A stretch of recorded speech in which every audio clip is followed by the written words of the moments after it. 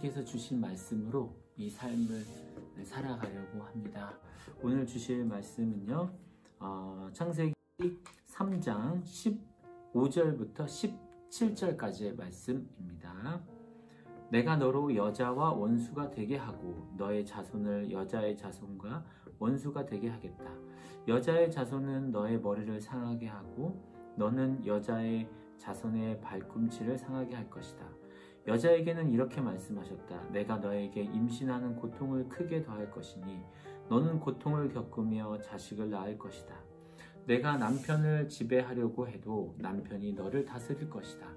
남자에게는 이렇게 말씀하셨다. 내가 아내의 말을 듣고서 내가 너에게 먹지 말라고 한 그 나무의 열매를 먹었으니 이제 땅이 너 때문에 저주를 받을 것이다. 너는 죽는 날까지 수고를 하여야만 땅에서 나는 것을 먹을 수 있을 것이다. 3장 전체적으로 보면요, 뱀의 유혹의 장면으로부터 시작됩니다.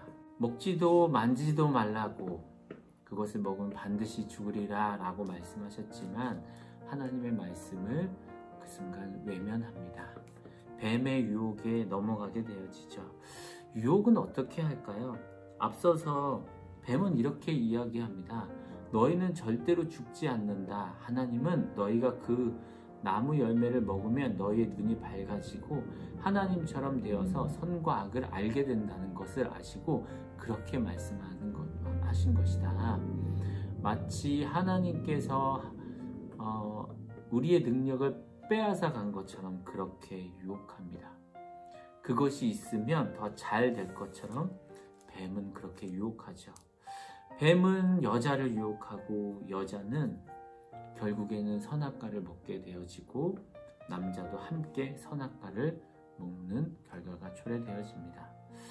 하나님께 죄를 지은 사람은 그때부터 하나님을 피하는 존재가 됩니다. 부끄러움을 알기 시작하고요.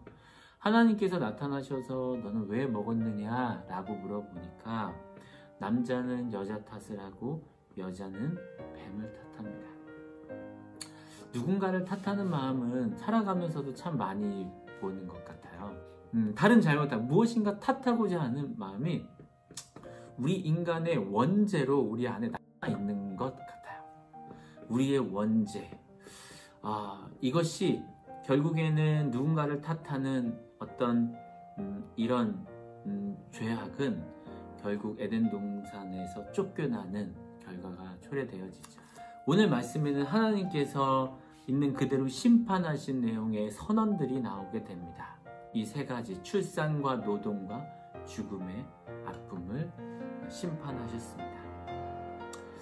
하나님의 마음이 느껴집니다. 너무나도 사랑하는 자신이 만든 존재, 아담과 하와. 그런데 결국에는 말을 듣지 않는 그들의 모습. 하나님의 마음을 조금 돌아볼까요? 하나님의 마음을 조금 헤아려 볼까요? 부모로 살아가시는 분들은 어떠신가요? 또 누군가의 스승으로 살아가는 분들, 이 하나님의 마음을 조금 느껴지지 않으신가요? 잘못된 아이들, 잘못된 길로 나아가려고 하는 아이들, 잘못된 선택을 하는 아이들, 분명히 이것을 하면 안 된다고 처음 잘못된 부분들은 지적하고 이야기하곤 하지만 반복돼서 잘못하는 부분들은 반드시 징계가 필요하고 잘못된 부분을 또 짚어줘야 한다는 사실이죠. 잘못을 깨닫게 하고 그가 다음에는 그 똑같은 잘못된 행동을 하지 않게 하기 위해서 어떤 징계를 내리시나요? 그것이 정말 미워서 얘는 이젠 더 이상 보지 않을 거야. 이런 애는 내가 아니야. 이런 난 제자를 둔 적이 없어. 그런 마음이 아니죠. 이 아이가 잘 되기를 원하는 마음으로 징계를 내릴 때 어떤 마음이신가요? 그런데 조금 냉정하게 말하거나 안 된다는 것을 단호하게 얘기할 때면, 그리고 그것에 있어서 아이가 조금 무서워하고 두려워하는 모습을 보면 마음이 아파요. 하나님께서 허락해 주신 귀한 아이의 모습을 보면서도 안타까운 마음인데, 우리를 만드신 하나님께서 이렇게 하라라고 말씀하실 때 통쾌하셨을까요? 아니요. 무척이나 마음 아프셨을 것 같아요. 거기에다 에덴 동산에서 쫓아내기까지 하는 그 마음을, 내 아이를 집을 쫓아낸다고 생각해 보세요. 얼마나 마음이 아플지. 그런데요, 오히려 그 길까지도 기다리고 기다리면서 나중에는 오히려 축복의 길로 인도하셨다는 것을 깨닫게 되는 지점이 있습니다. 오히려 하나님께서 그 길을 축복하셨다라고 하는 것을 느끼는 것은 계속되는 잉태의 저주가 아니라 이것이 축복이 되도록 의도하셨다라고 하는 것입니다. 새로운 길, 또한 새로운 기회를 주시려고 그것이 저주와 심판이 아니라 우리가 이 세상을 살아가는 동안에 오히려 축복이 되도록 의도하셨다라고 하는 것이죠. 잉태하고 아이를 낳는 것, 이것이 우리가 살아가면서 저주로 깨닫습니까? 얼마 전에도 아이를 낳고 아이를 양육하는 과정과 이 이야기를 나누면서 무척은 행복한 이야기를 했던 기억이 있어요. 이것이 우리에게는 도리어 축복으로 주셨죠. 다르게 이야기하면 하나님께서는 우리에게 기회를 주신 겁니다.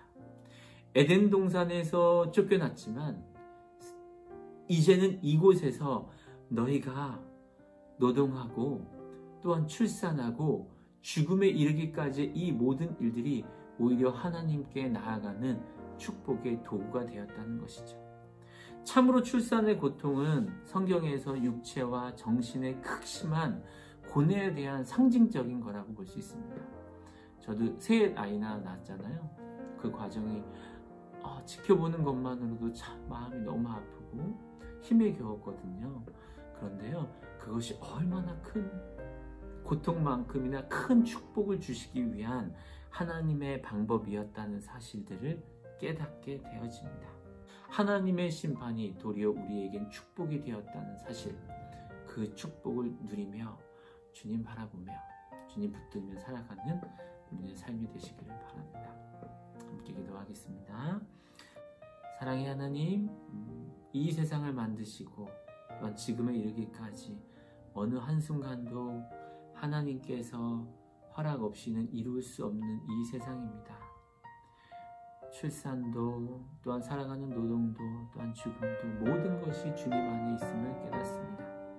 하나님, 그 안에서 우리가 느끼는 희노애락, 이 모든 것들이 하나님 안에 거하며 늘 알게 하여 주시고, 하나님 우리를 보시며 아파하시고 고통스러워하셨듯 우리도 살아가면서 때때로 그 고통을 맞이하게 하여 주시고, 또 주님이 바라시는 모양으로 체념하며 또한 그것을 하나님의 감사함으로 승화시킬 수 있는 믿음의 삶이 되게 하옵소서. 주님 고맙습니다. 우리를 만들어주셔서 고맙습니다. 이 세상을 주셔서 감사합니다. 우리 주 예수님의 이름으로 기도합니다. 아멘. 오늘도 믿음 안에서 살아가는 여러분들 되십시오.